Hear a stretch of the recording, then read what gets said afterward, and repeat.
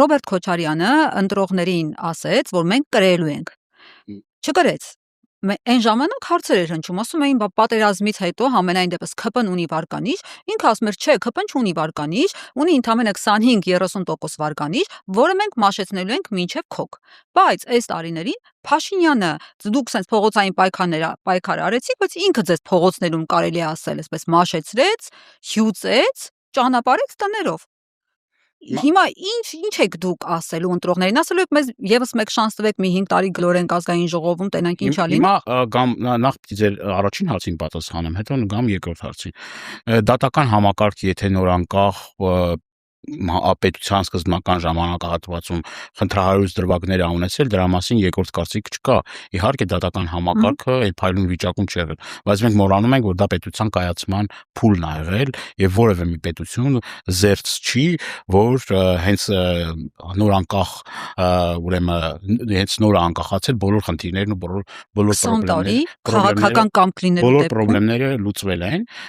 Դուք չեք կարող համեմատել այս դատական համակարգը նախորդ դատական համակարգի հետ։ Ես կարող եմ համոզված ասել, եթե անգամ խնդիրներ եղել են, այդ խնդիրները այս աստիճանի երբեք չեն եղել եւ բնականաբար սա ենթադրել է, որ այս տարիների ընթացքում դատական համակարգը պետք է վերափոխվեր, որը տեղի չի ունեցել, չի կատարվել դա։ Դա միանշանակ է։ Ինչ վերաբերում է ձեր հաջորդ հարցին, 21 թվականի ընտրություններին, իհարկե մենք գնացել ենք հաղթողի տրամաբանությամբ, հոգեբանությամբ, ներդրել ենք մեր ամբողջ կարողականությունը, ջանքերը, ուժը, եռանդը եւ այլ։ Հիմա չգիտեմ, ինչ որևէ մի կուսակցություն կամ որևէ քաղաքական ուժ գնում է իհարկե պայքարելու եւ հաղթելու։ Իսկ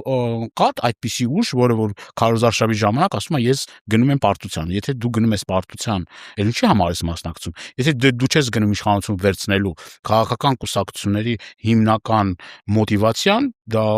ամոթ բան չի, դա իշխանության ձգտելն է եւ գնացել ենք հենց իշխանությունը վերցնելու։ Մենք ստացել ենք բավականին լուրջ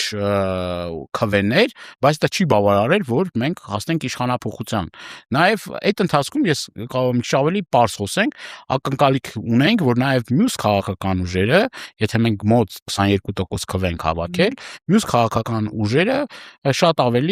շատ քվեներ կստանան եւ հնարավոր կլինի առաջիկայում, այո, միավորվելու պարագայում այս իշխանություններին ուղարկել տուն։